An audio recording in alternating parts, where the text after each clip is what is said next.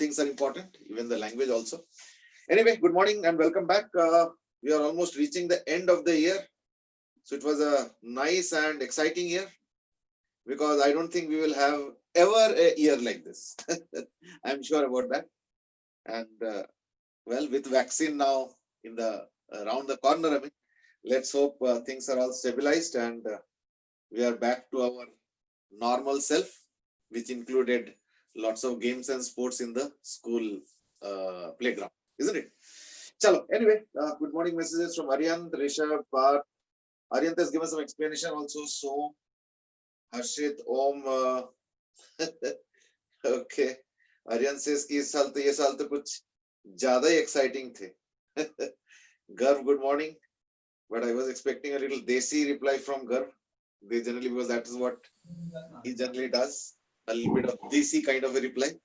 Chalo, let's start. We had discussed about Stokes equation last class, that is yesterday.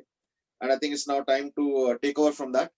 And that is Stokes equation ka consequence samjhe. One or two answers I just could read from the list of answers that has come up, and that is regarding terminal velocity. Isn't it? Terminal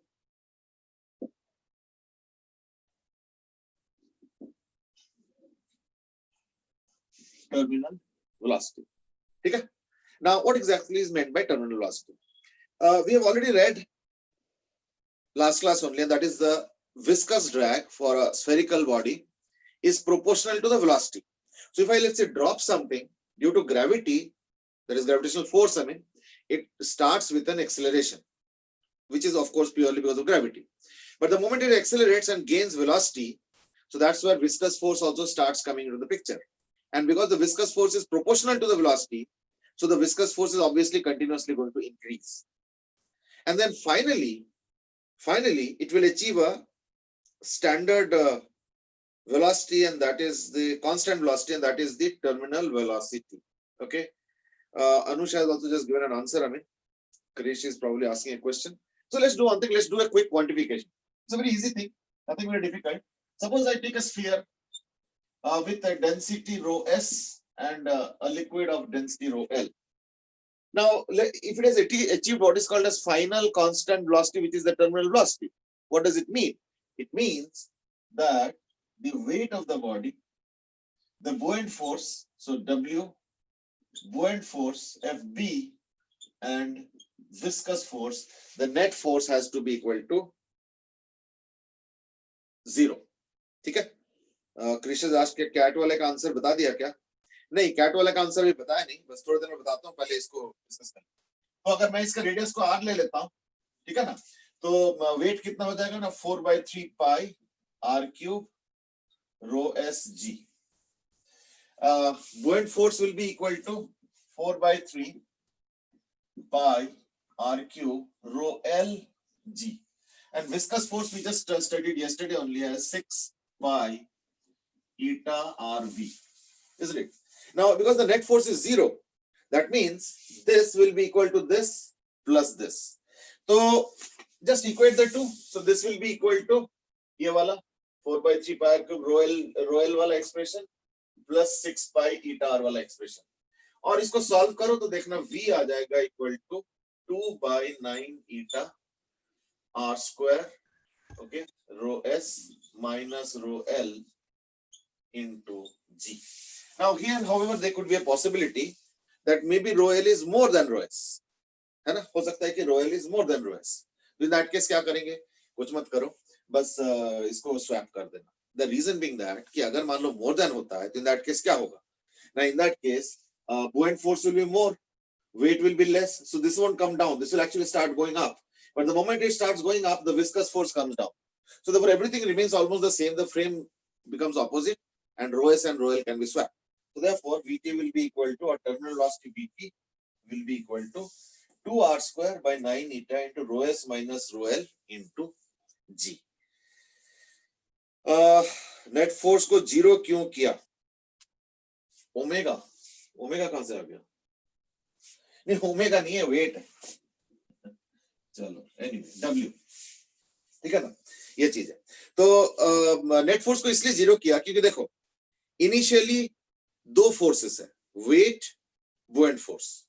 Let us assume that the weight is more, which is most likely the case, but there could be exceptions also where the buoyant force is more, quite possible. But anyway, let's take the case of weight being more. So weight being more का मतलब क्या होता है? Acceleration downwards होगा. Acceleration downwards होते velocity gain करेंगे. तो velocity जितना बढ़ेगा, उतना viscous force बढ़ेगा. तो यानी viscous force तो continuously बढ़ता ही जाएगा, बढ़ता ही जाएगा, बढ़ता ही जाएगा. तो मान लो अगर ये 10 न्यूटन है और अगर ये 6 न्यूटन है, तो viscous force बढ़ते बढ़ते बढ़ते बढ़ते कभी ना कभी 4 न्यूटन हो जाएगा. तो अगर ये 10 न्यूटन है, ये 6 न्यूटन है, और अगर कभी ना कभी ये 4 न्यूटन हो जाता है, तो 6 + 4 10 और 10 मिला के बैलेंस, फिर उसके बाद कांस्टेंट वेलोसिटी से नीचे आएंगे. यही पैराट्रूपर भी करता है. मैंने कल बताया था ना कि 8 किलोमीटर के आसपास जंप करते हैं और फिर लास्ट के 2 किलोमीटर में पैराट्रूपर पैराशूट खोल देते हैं. उससे क्या होता है? विस्कस फोर्स प्रोड्यूस होता है और within few hundred metres उसका वेलोसिटी ड्रॉप होके या कम होके एक रीजनेबल वेलोसिटी पे आ जाता है. And that's what the velocity with which the paratrooper finally drops on the ground. बाकी जहां तक वो जो मैंने बोला था ना कि ऐसे मैनिपुलेट करते हैं, that is done by the pulling the front string of the parachute. जो स्ट्रिंग्स फ्रंट में होता है, अगर पैराशूट ऐसे पुल करो तो इन दैट केस क्या होता है ना, वो थोड़ा सा ऐसे बेंड हो जाता है. समझे ना? तो ऐसे बेंड होने से फायदा क्या होता है कि जो उसका इंपैक्ट होता है that can be shared between the horizontal and vertical. अगर एकदम डायरेक्ट जंप करेंगे तो एवरीथिंग नाउ बिकम्स जंप, मतलब वर्टिकल इंपैक्ट. तो उससे क्या होता है ना, पूरे बोन के स्ट्रक्चर में right after the spinal cord and may be brain also can get a big jerk. और अगर ऐसे कर देते हो तो that means the momentum is partly shared in the X and Y. तो जो जमीन से जर्क मिलता है वो कम हो जाता है और कुछ पार्ट उसका हॉरिजॉन्टली, देखना पैराट्रूपर ड्रॉप करके दौड़ते हैं to adjust that horizontal remaining velocity. चलो खैर, those are different aspect. This is the terminal velocity. As you can see, depends on the coefficient of viscosity. Now let's look at the cat problem. देखो, our bodies are interestingly acceleratometers. Our bodies interestingly are not velocity meters. Now you must understand what I'm trying to say. Acceleratometer versus velocity meter. So what's the difference? Difference is that, let's say you are traveling at a certain velocity. That velocity is 20 meter per second or 40 meter per second or 80 meter per second or 120 meter per second. Our bodies cannot judge if I am, let's say, blindfolded. But the moment you change the velocity from 20 to 25, 40 to 45, 80 to 85, 120 to 125, our bodies can immediately understand, yes, there is a change in velocity in the forward direction. That one also can be told. Let's say I'm sitting here blindfold and the vehicle suddenly starts accelerating, so my body will swing a little back and that will give me a hint that, okay, now the car is accelerating in the forward direction. Or if the body suddenly lunges forward, means that will give me a hint that the car is accelerating in the backward direction. In other words, our body can immediately detect acceleration from its own feeling, but not velocity.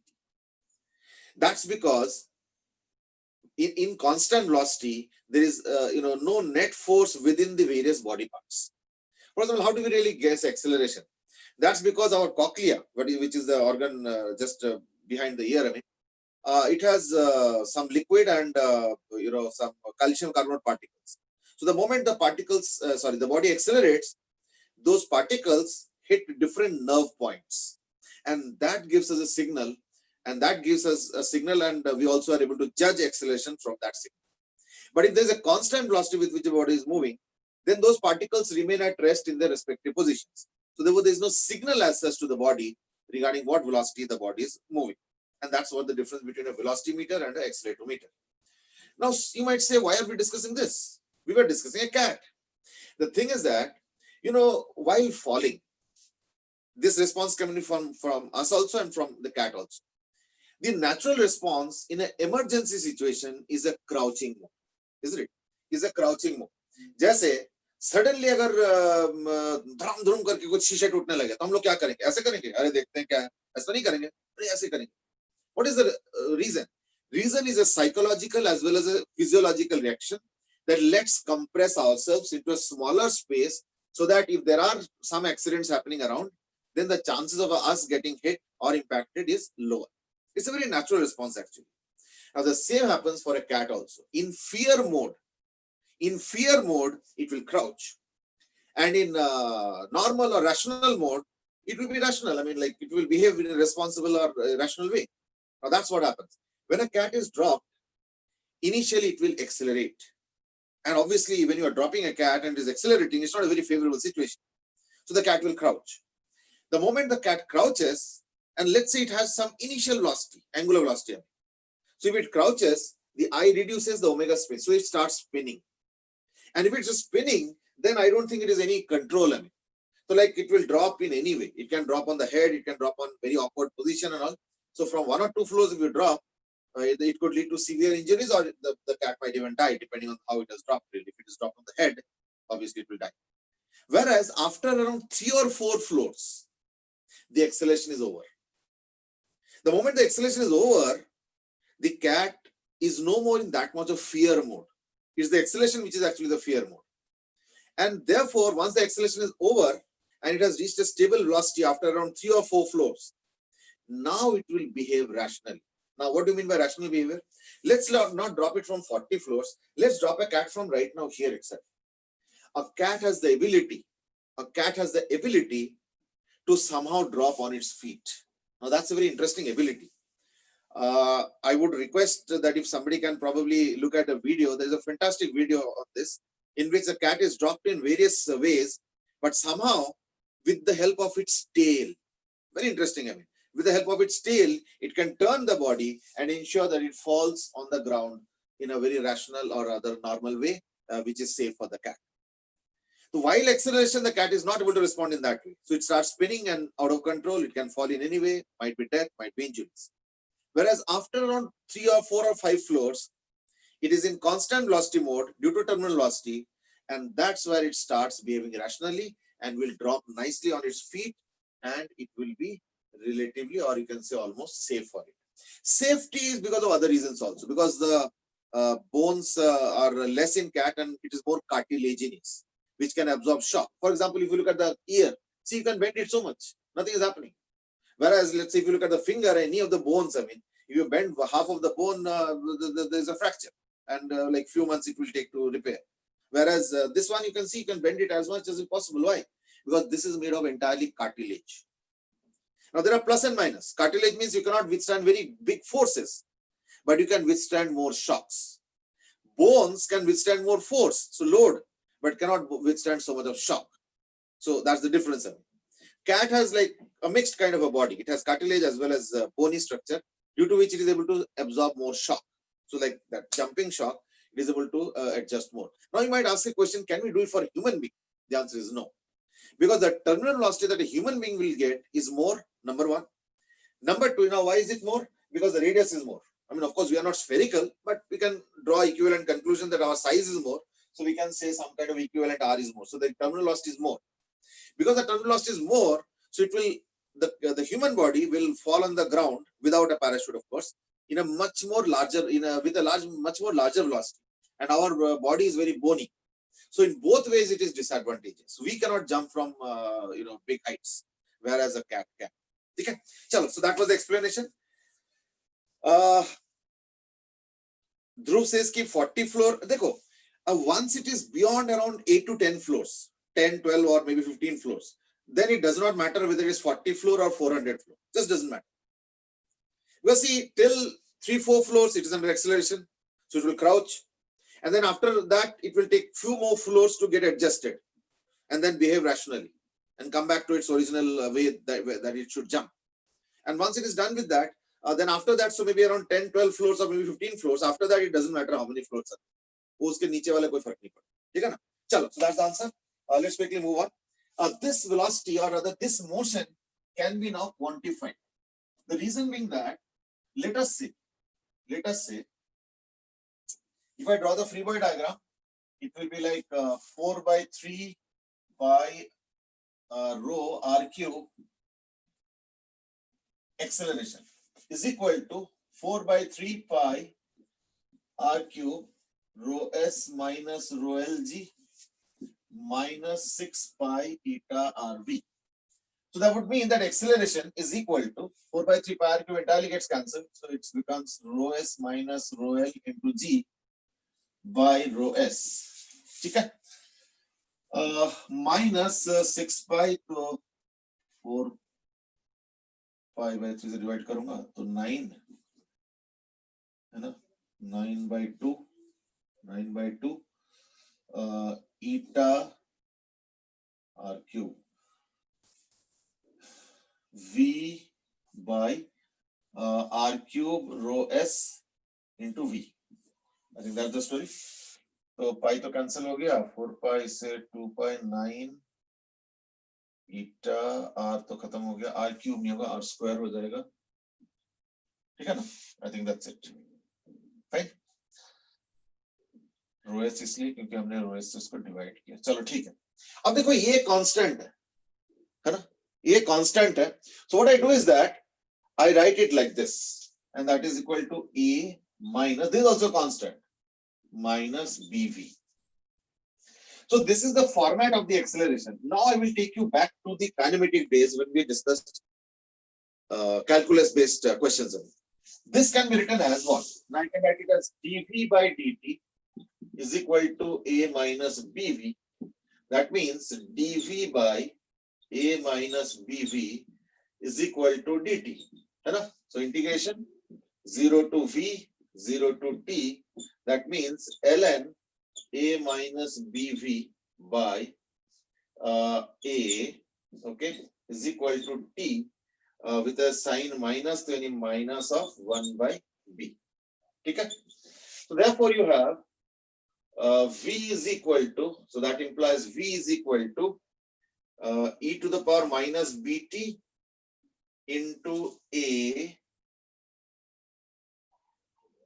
है ना, v minus, यानी a by b into 1 minus e to the power minus bt. I think that's the expression that we will get. Have a look. हाँ, waiting list मैंने देख लिया, waiting room में स्नेहा, ठीक है ना? I've just give her entry. Krish has asked कि क्या ये Fv is force of viscosity by layers of air. कल अगर याद होगा मैंने एक फॉर्मूला दिया था, that is viscous force on a sphere moving in a liquid.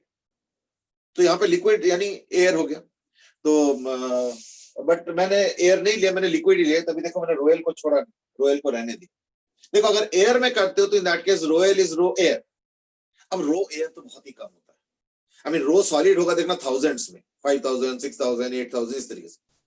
अब रो air होता है 1, तो कहाँ 8000 कहाँ 1, तो ऐसे केस में हम रोएल को छोड़ देंगे अगर एयर में कर रहे हो तो एयर में कर रहे हो तो एक टर्म ये गायब कर देना, रो एल के जगह रो एयर होगा विच इज नेग्लिजिबल। बट अगर कोई लिक्विड होगा तब तो नेग्लिजिबल तो नहीं हो सकता, क्योंकि लिक्विड का तो मतलब कुछ ना कुछ तो होगा which is like comparable, so you can not neglect it. But anyway doesn't matter, हमारे पास जनरल एक्सप्रेशन आ चुका है। अब बताओ t is equal to infinity पे क्या होगा, e to the minus infinity 0 हो जाएगा, यानी टर्मिनल वेलोसिटी हो जाएगा a by b। So therefore we are getting that at t is equal to infinity v is equal to vt is equal to a by b. Now by the way, what is a? This is the a and this is b.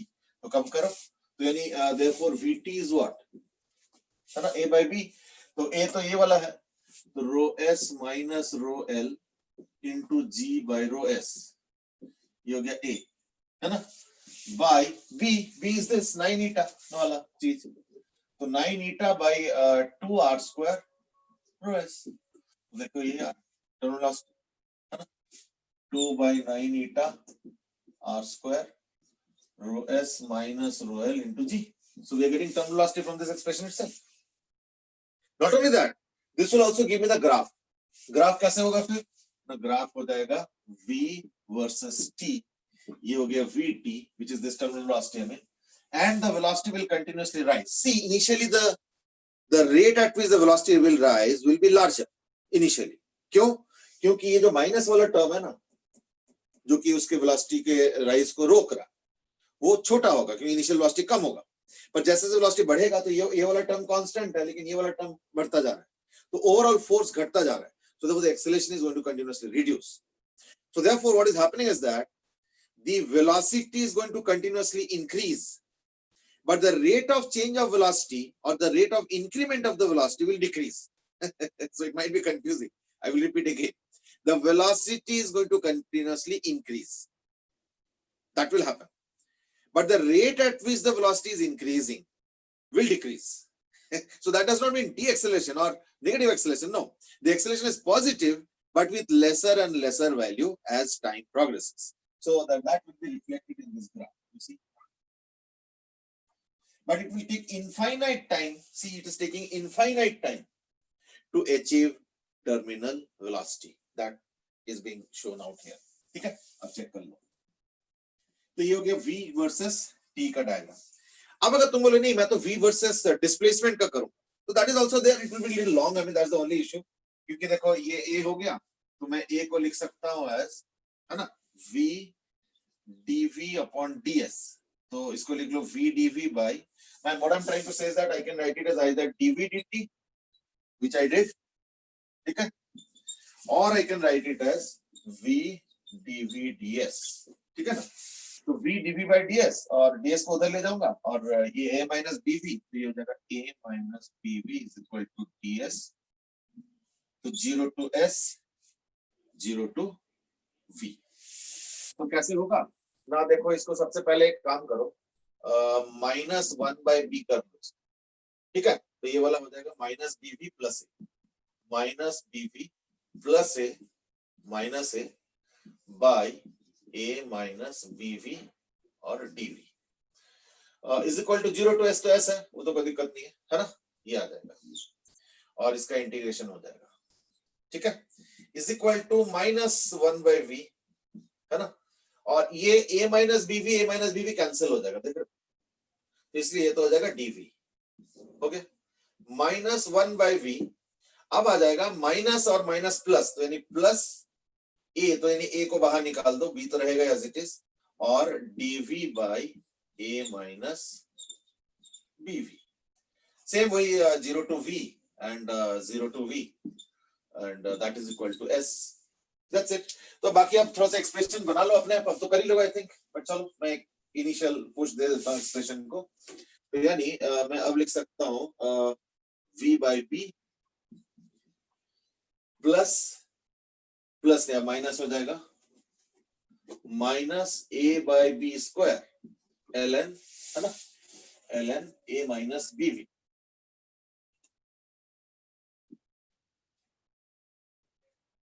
ln a minus bv by a. क्यों? क्योंकि 0 to v है ना limits. That will be equal to s. तो यानी अब थोड़ा सा expression complicated है, बट आप क्या कर सकते हो. तो यानी s is equal to minus of, I mean common लो तो आ जाएगा v by b plus a by b square into ln a minus bv by a. That's it. So that is the value of s. हमें now you might say s negative कैसे आ गया. s actually negative आएगा नहीं, क्योंकि देखो ये जो ln आ रहा है ना, ये नेगेटिव है, तो ये नेगेटिव आएगा, तो ये नेगेटिव और पॉजिटिव मिला के एक नेगेटिव क्वांटिटी आएगा, नेगेटिव नेगेटिव पॉजिटिव है, तो s will be positive. Don't, ठीक है ना. now Arvind has asked कि t is equal to infinity पे अगर practically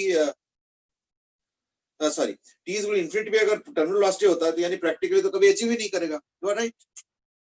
Practically it will never achieve, but have a look at the graph. ये देखो ऑलमोस्ट टर्मिनल वेलोसिटी हो ही चुका है. पता चला टर्मिनल वेलोसिटी है 20 मीटर पर सेकंड, और पता चला ये है 19.997. तो ये तो ऑलमोस्ट हो ही गया. 19.997 is as good as 20 for us practically. So therefore I understand theoretically it will reach terminal velocity at infinity. T is equal to infinity. But practically we will reach very close to terminal velocity in just a few seconds. That is the actual case.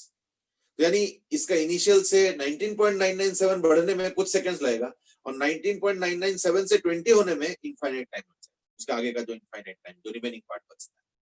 So that's the story. But anyway, doesn't matter. Som has asked क्या velocity कभी constant होता है. हाँ जी, constant तो होता ही है. As I said, वो 19.997 वाला कांस्टेंट, अब वो कुछ देर बाद 19.998 हो जाएगा, तो यानी हम तो उसको लगभग टर्मिनल वेलोसिटी पे कांस्टेंट मान सकते हैं. ठीक है ना. तो इसके ऊपर हम लोग करेंगे experiment. Let the school open, then may be we can do the experiments also. ठीक है ना.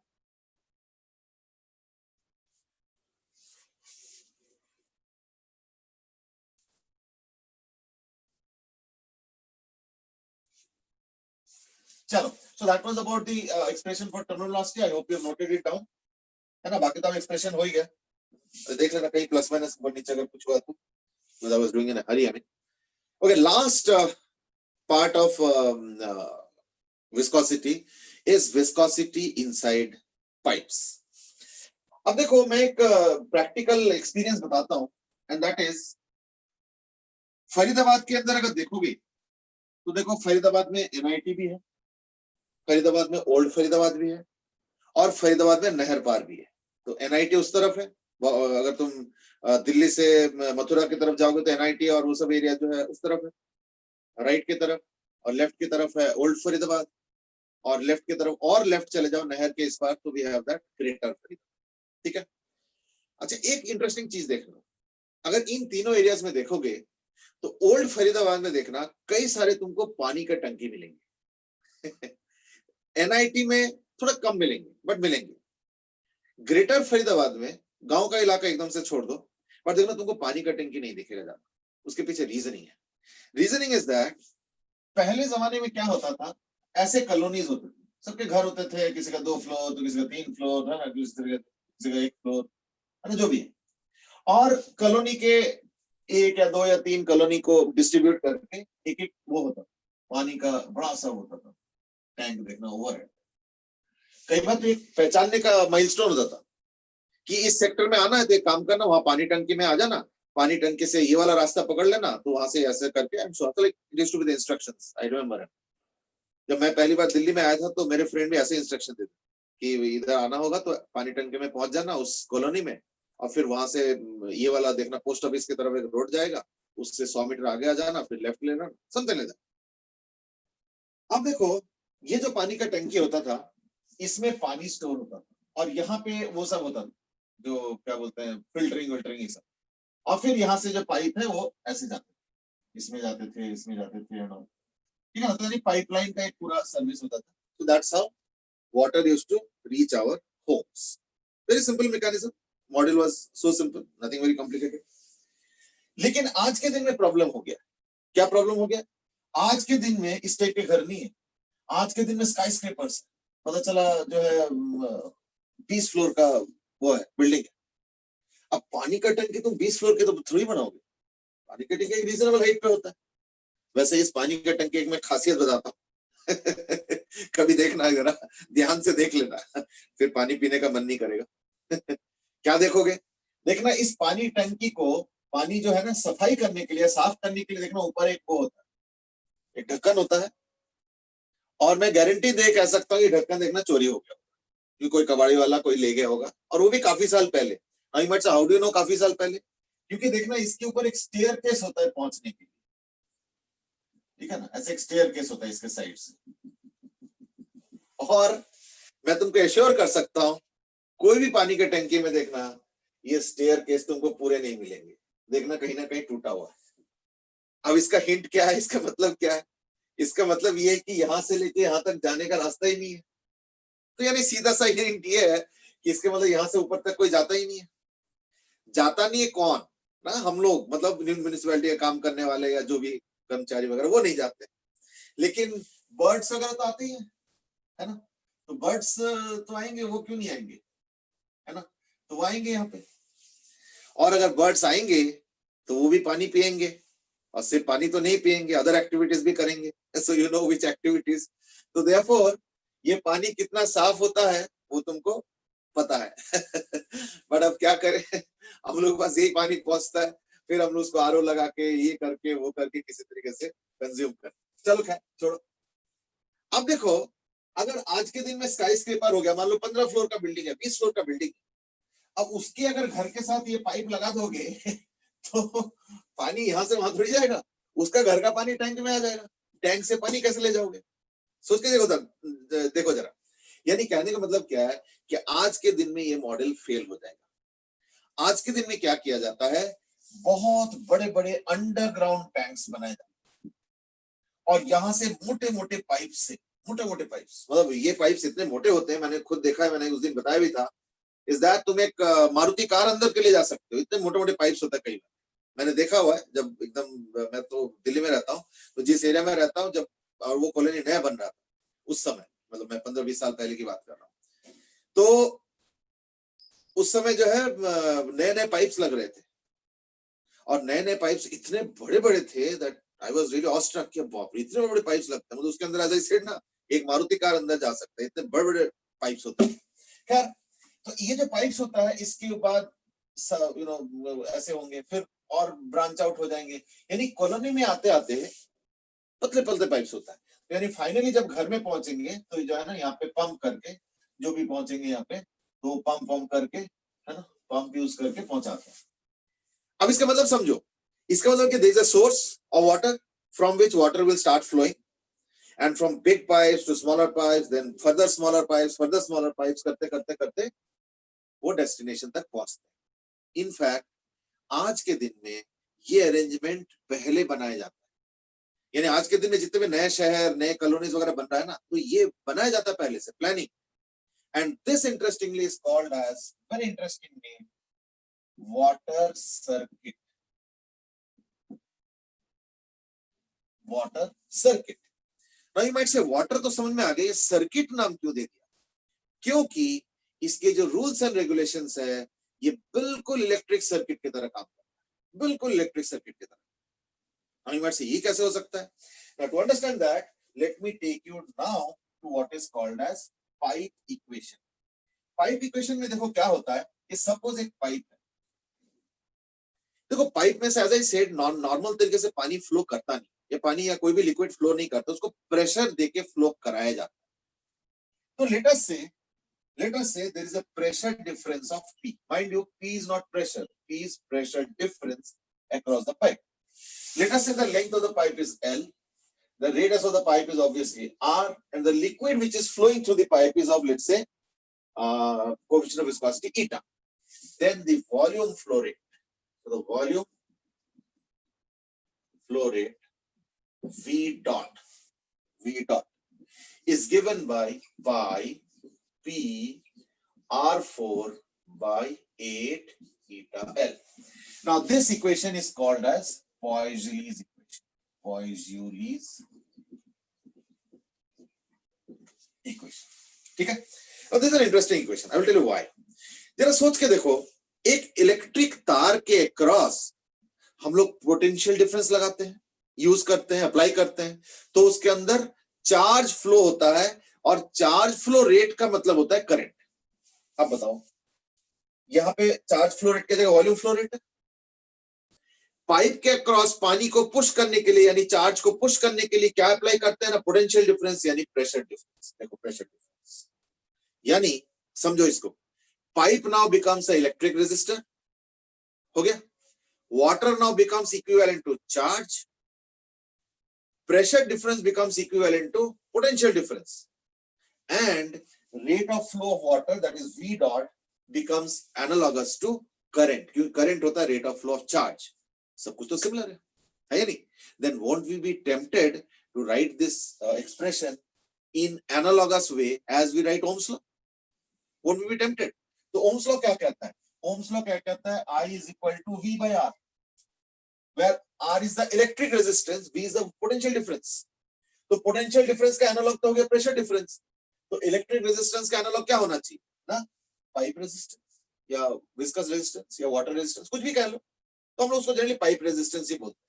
बस इसको मॉडिफाई कर लो, यानी अब मैं इसको मॉडिफाई करके लिखूंगा P अपॉन, देख रहे हो क्या लिख रहा हूं, 8 eta L by pi R4। Now this expression, that is 8 eta L by pi R4, is called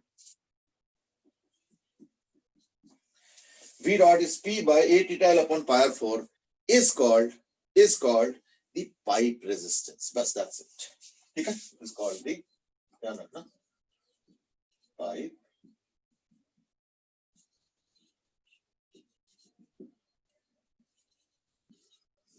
बस that's it। अब एक काम करो, इनफैक्ट पता क्या, इसमें हर चीज एप्लीकेबल है। जैसे व्हीटस्टोन ब्रिज तुम लोगों ने पढ़ा होगा क्लास 10 में, कि अगर मान लो ऐसे रेजिस्टेंस लगाते हैं, so that R1 by R2 is equal to R3 by R4, ऐसे अगर हम रेजिस्टेंस लगाते हैं तो बीच वाले रेजिस्टेंस में कोई करंट फ्लो नहीं करता, ऐसा है ना? एग्जैक्टली सेम चीज पाइप में भी होगा।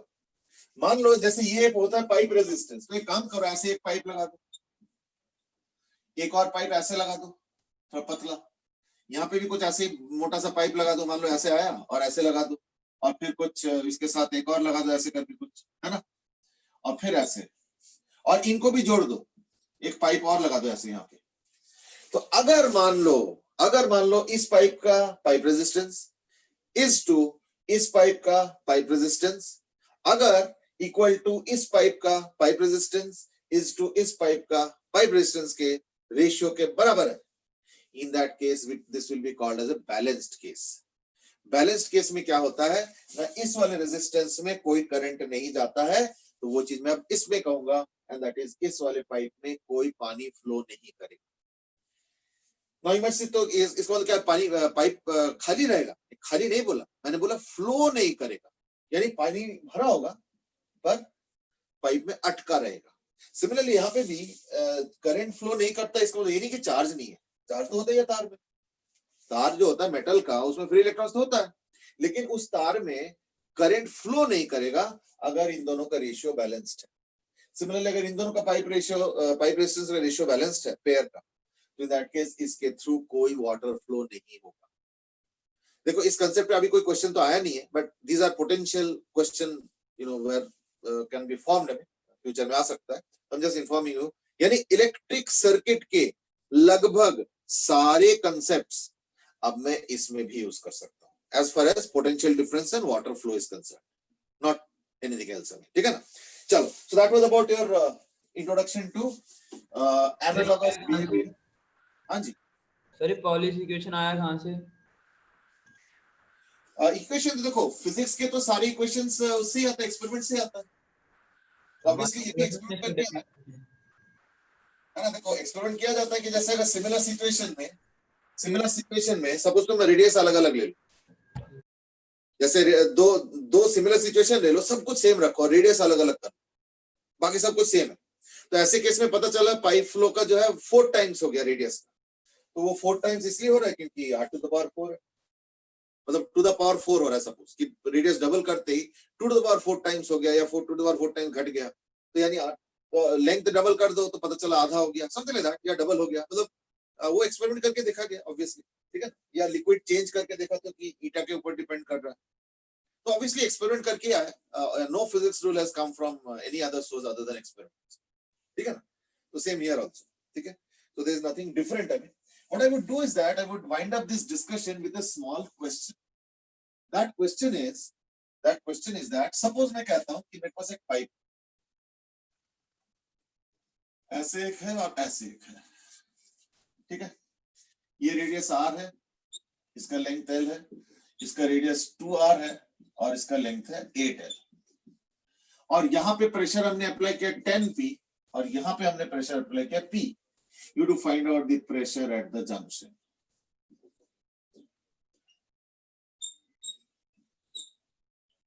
Find out the pressure at the junction. Go ahead. Easy question है, कोई ज्यादा difficult नहीं है. You can easily find out the pressure at the junction. Go ahead.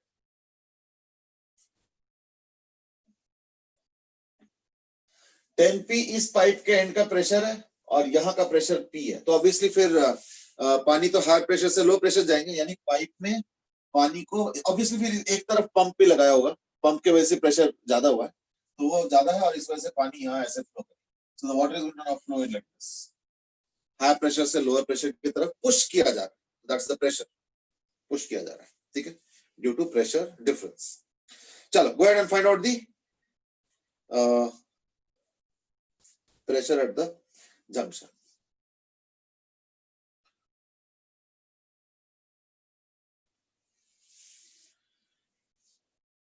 Okay, Shreyash has already given an answer, and that is 4p. Okay, I'm just checking. Let me also start doing the baby steps, or maybe at least इसको तो मिटा ही देता हूँ. Actually, see, these are very practical chapters. ये जो मैंने water circuit का चीज बताया ना मैंने, there are engineers who are actually supposed to be expert in this, and they are the ones who design the water circuit of a new colony, new society, housing society, new city, township, industrial area, and everything. They are specialist hydrological engineers whose work is to do all these things. Apart from that, they also have to take care about one more thing, and that is slope. है ना, क्योंकि pipe अगर slope पे रखोगे तो फिर और complications हो जाता है. तो like there are a lot of complicated things. What we are studying is a very basic aspect of it. But just to inform you that there is a water circuit in nowadays in every colony, every city, every new township, every new industrial area, every new school, big buildings, offices and so on. तो उसका water circuit पहले बनाया जाता है, क्योंकि एक बार building बन गया फिर तो वाटर सर्किट नहीं बना सकते ना, और सारा आजकल अंडरग्राउंड होता है, तो पहले से सारा कुछ बना के रखना पड़ता है. lot of interesting things happen. So anyway, कुछ आंसर्स आ रहे हैं 4p 7p, अभी तक तो ये दो आंसर्स आ रहे हैं. चलो, doesn't matter. मैं एक काम करता हूं, इसका रेजिस्टेंस निकाल लेता हूं. तो इसका तो रेजिस्टेंस होगा a theta l by pi r4. तो let's call it as r0. इसका रेजिस्टेंस r0 हो गया. दूसरे वाले का क्या है ना, 8 eta 8l by pi 2r to the power 4. That's how the dimensions are. ये 64 और ये 16 है ना, यानी हो गया 4r0. यानी 4r0 अगर इसका होता है 64 एंड 16 तो 4r0 हो गया. अच्छा नहीं सॉरी 2r0 हुआ है, क्योंकि 8 को हमने r0 लिया तो ये तो 16 आया, यानी 2r0 हो गया. देखो जो वाटर करंट है ना, जो वाटर करंट है वो तो सेम है, सीरीज में है दो पाइप्स. तो यानी I into R is the potential difference, यानी इस केस में हो जाएगा water flow rate into pipe resistance is the pressure difference. तो देयरफॉर क्योंकि दोनों सीरीज में है, तो देयरफॉर इनके जो प्रेशर डिफरेंस का रेशियो होगा वो होगा रेजिस्टेंस रेशियो के बराबर. आई विल रिपीट, सीरीज में क्या होता है, वोल्टेज का जो रेशियो बनता है वो रेजिस्टेंस के रेशियो के बराबर होता है, क्योंकि IR1 IR2. अगर सीरीज में होता तो I सेम होता है, तो पहले का पोटेंशियल डिफरेंस IR1, दूसरे का IR2, तो रेशियो क्या होगा R1:R2, है नहीं. सिमिलरली यहाँ पे भी I सेम है, वाटर का फ्लो रेट सेम है, तो रेजिस्टेंस जो है पाइप का रेशियो वही प्रेशर डिफरेंस का रेशियो होगा. तो that means pipe ratio resistance ratio क्या 1:2, तो pressure difference ratio also has to be 1:2, यानी PJ minus 10P 1, यानी इसका this by this, that is PJ minus P. Sorry, 10P minus PJ, मैंने उल्टा लिख दिया. सर वो 10P minus PJ by PJ minus P will be equal to 1:2. ठीक है, that's it. तो यानी 20. सर वो R0/2 होगा. हाँ, सर 2R की जगह R0/2 होगा. R0/2 आ रहा है. अच्छा हाँ ठीक है, ये तो 4 आया ना, तो 4 R0/2 बिल्कुल सही, मैंने गलत लिखा है. यानी इसको फिर 2:1 हो गया है ना, तो ये 2:1 हो गया फिर.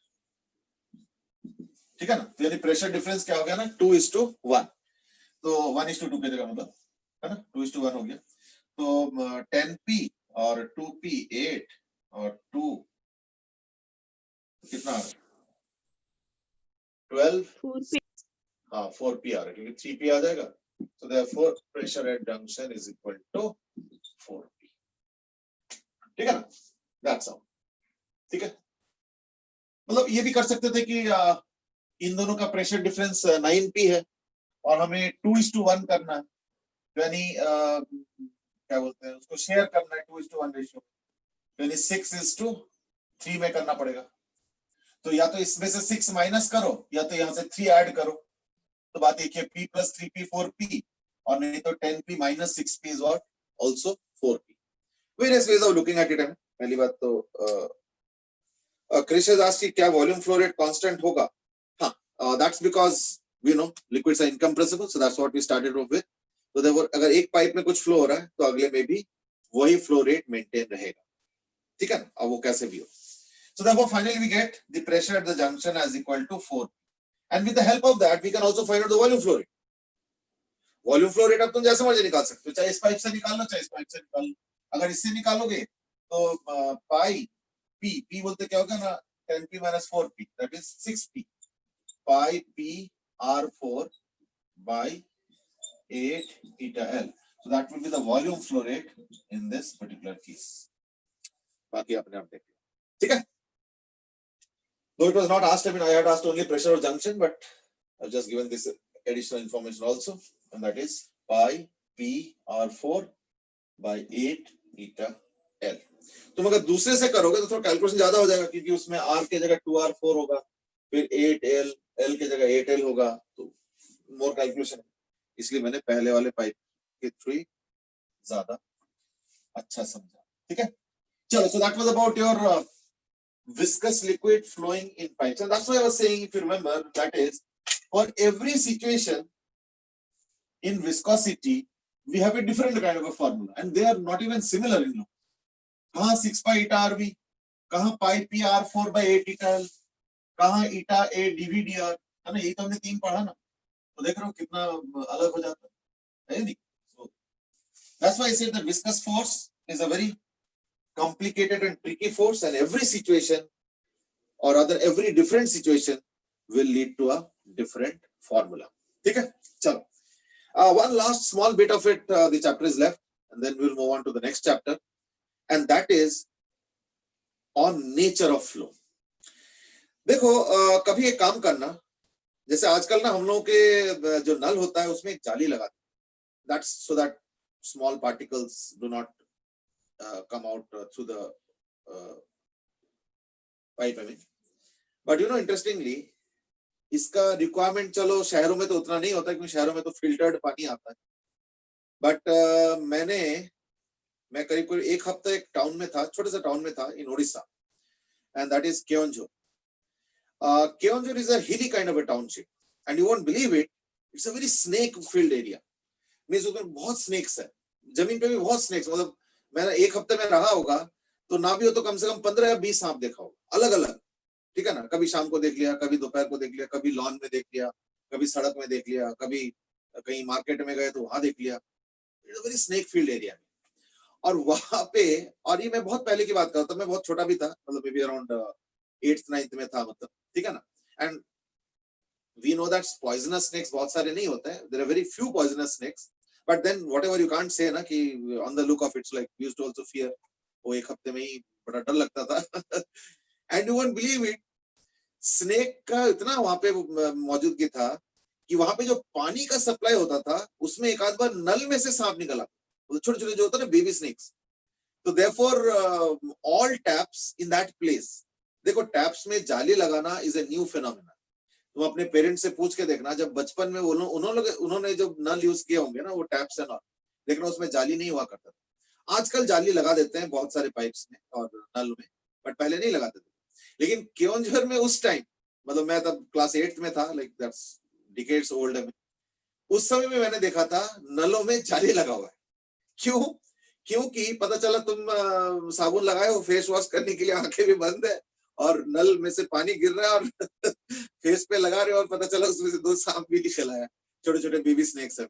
एंड माइंड यू, चाहे स्नेक बेबी हो चाहे एडल्ट हो, जैसे कोबरा, अगर एक स्नेक बेबी स्नेक भी होगा ना, तो उसके पास इतना पॉइजन होता है that it can kill a few people away, not one person but few people, उसके पास जो पॉइजन होता है। So therefore snakes can be very deadly also sometimes, but mostly they are not, but sometimes they are, very rarely, 1 in a 100 chance, but sometimes they are।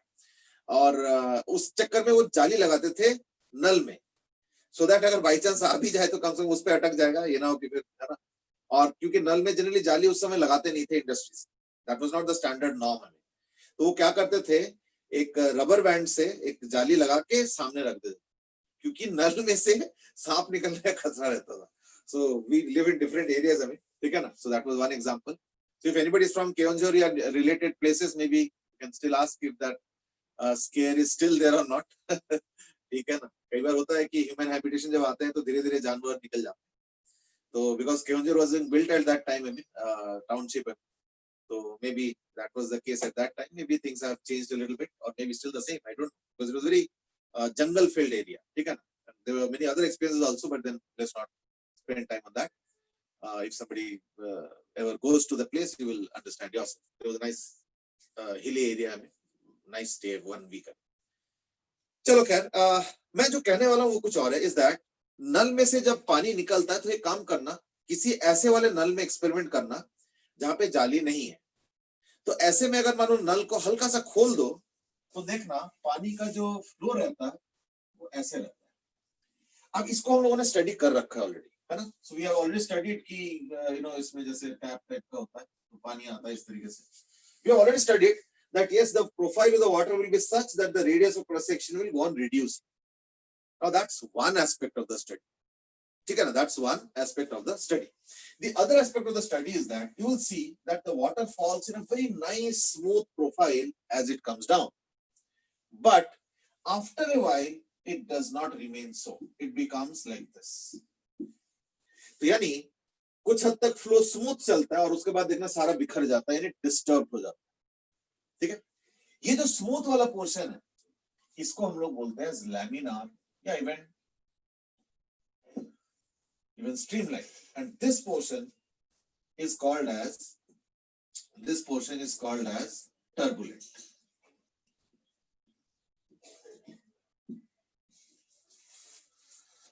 अच्छा, अब जब next time experiment करके देखना, एक चीज और देखना, पता है क्या होता है, ये जो पॉइंट है ना जहां से टर्बुलेंस शुरू हो रहा है ये फिक्स नहीं होता, ये देखना ऊपर नीचे होता है.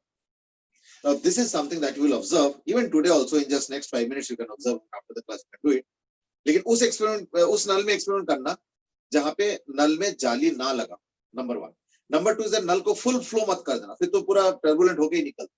नल को बिल्कुल थोड़ा सा खोलो और थोड़ा सा खोलो और थोड़ा सा खोलो, बस थोड़ा सा खोलना, so that a smooth water flow comes out and a thin jet flow of water comes out, and after that you will see it starts getting disturbed. लेकिन ये जो पॉइंट है ना डिस्टर्बेंस का, ये फिक्स नहीं होता, ये थोड़ा सा ऊपर नीचे होता है. Now that is the experience that you will encounter. You can try it, and then maybe if there is some variance, you can report. But I'm sure you won't get any variance. अब इसका मतलब क्या हुआ कि पानी यहाँ पे laminar flow कर रहा है, यहाँ पे टर्बुलेंट फ्लो कर रहा है. Now how do I know in a future potential experiment कि कैसे लैमिनार और टर्बुलेंट क्या होगा? And number 2 is that how is it really starting here? Why not here or here or here or here? Yeah, why is it starting at this point? I mean, or near this point? Why not here or here or something like that?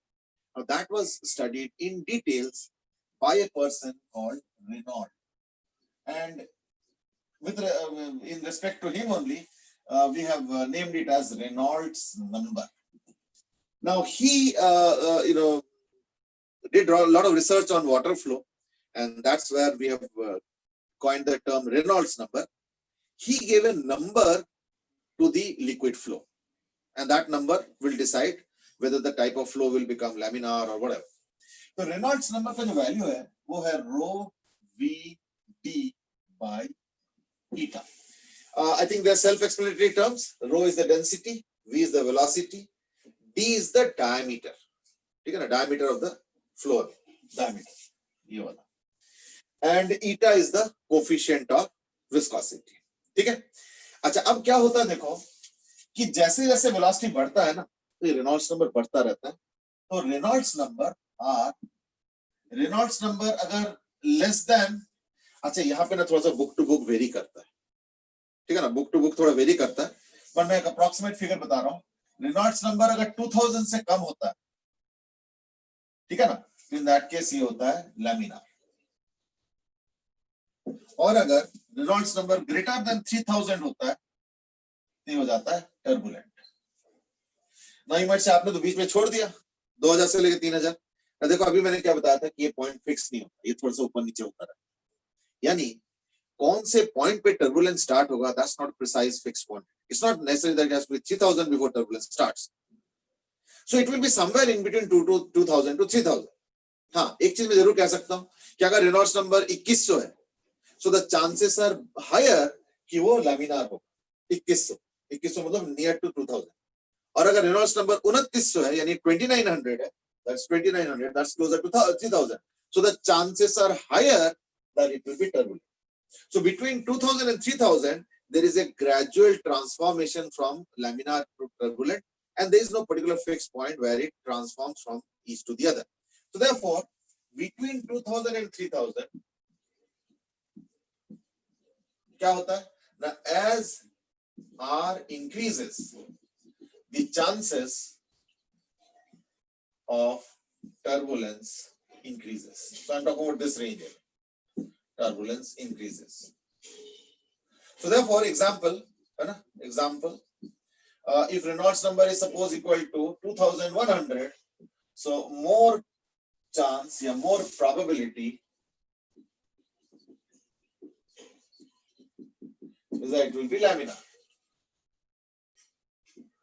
And if Reynolds number is suppose 2900, then more probability is for turbulent. That's the case. लेकिन हम ये नहीं कह सकते हैं कि 2900 में laminar नहीं हो पाएगा, ऐसा नहीं होता है कई बार।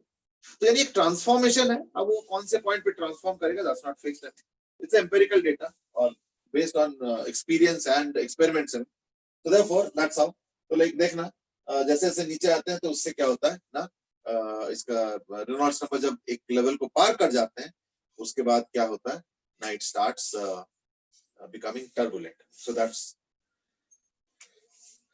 Aryan has asked, is the laminar flow a part of steady flow? Yeah, laminar flow is a part of steady flow only. ठीक है ना, तो steady flow चल रहा है यहाँ पे।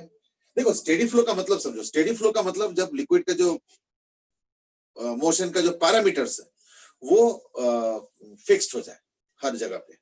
So that is the idea of steady flow. Now steady flow does not mean the velocity does not change. For example, the velocity here is different. But here if the velocity is 20, it will remain at 20 only after 5 seconds, 10 seconds, 15 seconds, 12 seconds, whatever. And if the velocity is let's say 33 out here, so it will remain at 33 only after 2 seconds, right now, 5 seconds later, 10 seconds later, 15 seconds later. That is the idea of steady state. Steady state does not mean that कि अगर यहाँ पे velocity 30 है तो यहाँ पे भी 30, यहाँ पे भी 30, यहाँ पे भी 30. No, हो सकता है यहाँ पे 30, 35, 40, 45, quite possible. पर थोड़ी देर बाद भी यहाँ पे 30, 35, 40, 45 होना चाहिए। समझे ना?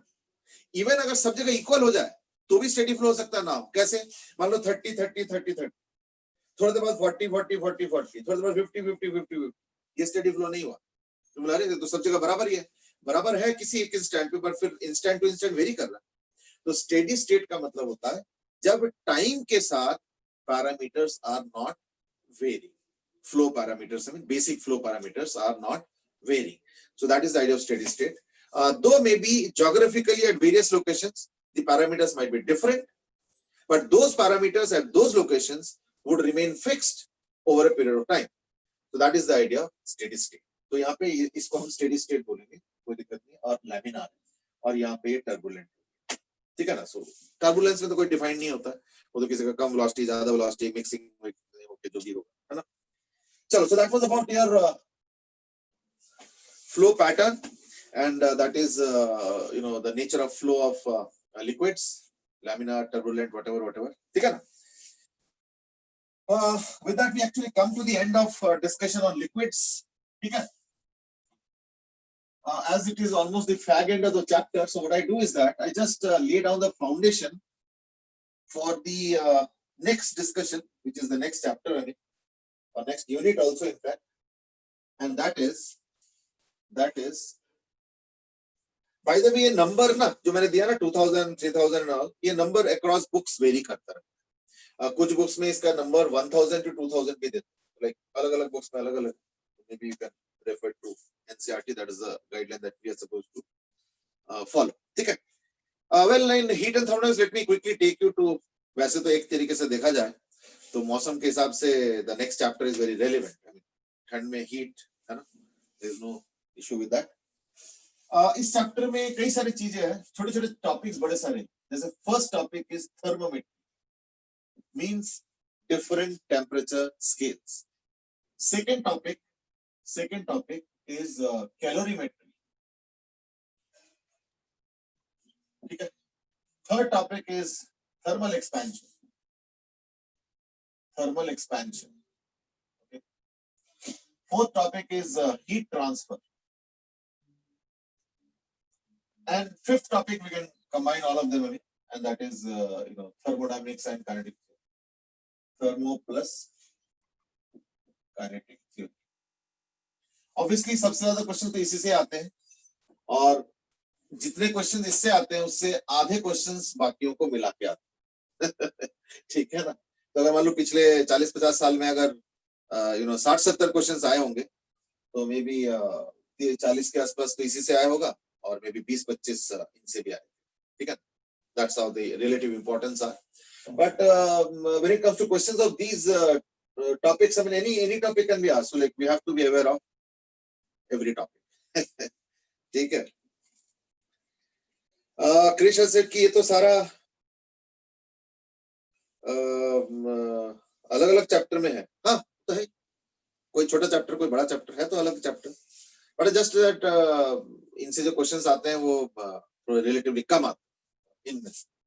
जनरली सबसे ज्यादा क्वेश्चन तो इसी में से आते हैं, और उसके बाद यहाँ पे इन तीनों का तो काफी कम ही रहता है, ठीक है ना। ध्रुव सेज कि सर नया चैप्टर नया साल, ना ना ना that would be like waiting too far, and we have a class tomorrow also by then, so therefore नया चैप्टर नया साल तो नहीं, but हाँ at least we can make some small beginning, maybe not rush मैं एक काम करता हूँ, आज जो है ना थर्मोमेट्री का जस्ट एक बेसिक फॉर्मूला बता देता हूँ, I mean that is good enough for today, and that is देखो जो स्केल्स ऑफ टेम्परेचर हम लोग जानते हैं, जो स्केल्स ऑफ टेम्परेचर हम लोग जो जानते हैं उनको अगर मैं रिलेट करूं सबको इकट्ठे, तो जो रिलेशनशिप बनता है वो है this, F minus 32 by 180 is equal to C by 100 is equal to K minus 273 या 273.15 depending on the accuracy upon 100 is equal to R by 80. Now this is the formulation. हो सकता है बोले ये कौन सा है ना, ये तो चलो हो गया फ़ारेनहाइट से सेल्सियस केल्विन, ये एक बीच में स्केल आया था, र्यूमर स्केल करके आया था, र्यूमर, बट देन जैसे र्यूमर होता है वैसे ही आया और चला भी गया, लेकिन वो र्यूमर का स्पेलिंग अलग है, इनका अलग है, इनका स्पेलिंग है REUMUR, तो देयरफॉर डोंट मिक्स अप कि वो अफवाह वाला जो र्यूमर है वो है RUMOUR, तो वो टोटली अलग है और इनका स्पेलिंग अलग था, so let's not mix them up. ये बीच में स्केल आया था तो like it did not turn out to very successful, तो आज के दिन में ये मिलता नहीं, but then because it had its existence for few decades, तो इसलिए इसको भी लिख दिया मैंने। लेकिन एक्चुअली क्या है, मैं इनको थोड़ा अलग तरीके से लिखना चाहता हूँ, पता है क्यों? ये तो क्वेश्चन इनसे तो आएगा नहीं, अगर क्वेश्चन थर्मोमीटर से तो आएंगे तो कोई नया स्केल से आएगा, समझो ना, तो कोई न्यू स्केल के लिए मैं एक काम करता हूँ, इसको थोड़ा अलग पैटर्न पे लिखूंगा, that is F minus 32 by 212 minus 32 is equal to C minus 0 by 100 minus 0. Now you might say C के जगह C minus 0 इसकी क्या जरूरत है? ऐसा इसकी जरूरत नहीं है, बट मैं एक पैटर्न में लिखूं, and that is K minus 273 by 373 minus 273. ये हो जाता है R minus 0 by 80 minus 0. Why I'm writing is because कल को अगर कोई न्यू स्केल इंट्रोड्यूस करना होगा, new scale N, so let us call that new scale, suppose N, तो N minus L is equal upon U minus L. Now you might say E क्या लिख दिया आपने, ये कहां से लिख दिया? जरा ध्यान से देखो, हर स्केल में कैसे लिखा जा रहा है, any temperature minus ice point, जिसको हम लोग लोअर लिमिट भी कहते हैं या लोअर पॉइंट भी कहते हैं, upon boiling point minus ice point. तो बॉइलिंग पॉइंट को जनरली हम लोग अपर पॉइंट बोलते हैं और आइस पॉइंट को हम लोग बोलते हैं लोअर पॉइंट, यानी any temperature minus lower point by upper point minus lower point. ये चीज देखो सब में ही है, देखो सब में ही है। तो सब में हमने क्या किया ना, any temperature minus ice point by boiling point minus ice point, यही तो हम कर रहे हैं ना। तो ये चीज अगर फॉलो करते हो तो इन दैट केस एक बेनिफिट क्या होता है कि कोई न्यू स्केल डिजाइन करना होगा तो अब हम इसके बेसिस पे कर सकते हैं, that is N minus L by U minus L।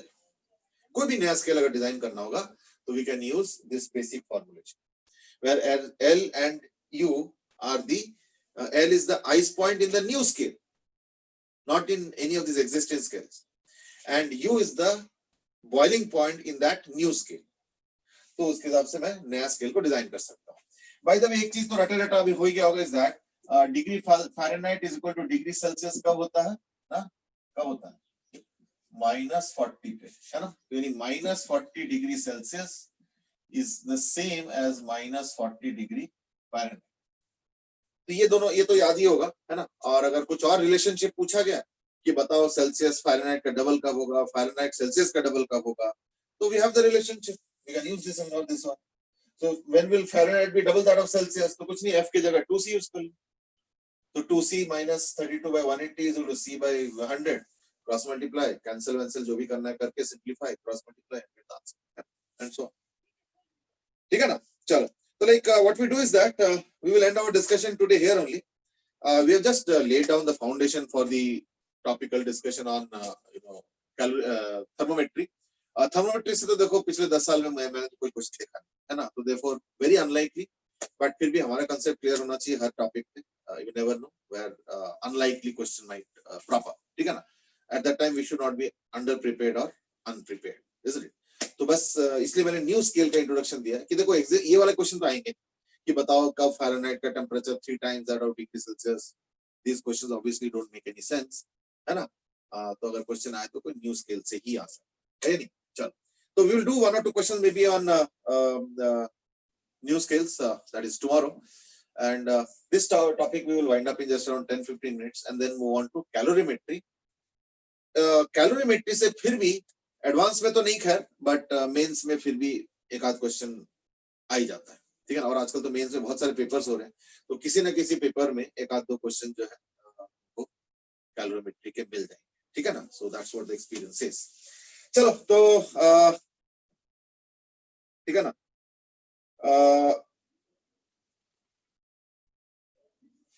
And we will now wind up the day. Small comment from Krish, and that is 4 साल पहले थोड़ा पतले थे, फेस फैट कम था, और अब थोड़े मोटे हो गए हो और further मोटे हो गए because of lockdown. I mean, all the games and activities that we used to all be there while school used to be open, I mean, have all stopped. So that's another reason, and all stuck up at home. अब तो last month से तो corona के चक्कर में ही घर में. So a lot of reasons, ठीक है ना? चलो, anyway, now that you pointed out, maybe that could be another thing which can be planned to reduce it. So thanks for pointing. I mean, anyway, we will carry on our discussion tomorrow on thermometry and then on calorimetry. So hope to wind up these two topics by tomorrow, and rest I hope there's a winter vacation, so after the vacations. ठीक है? चलो, आज के लिए इतना ही. Have a good day. Thank you, sir. Okay, बेटा. Thank you, sir. Thank you and have a good day.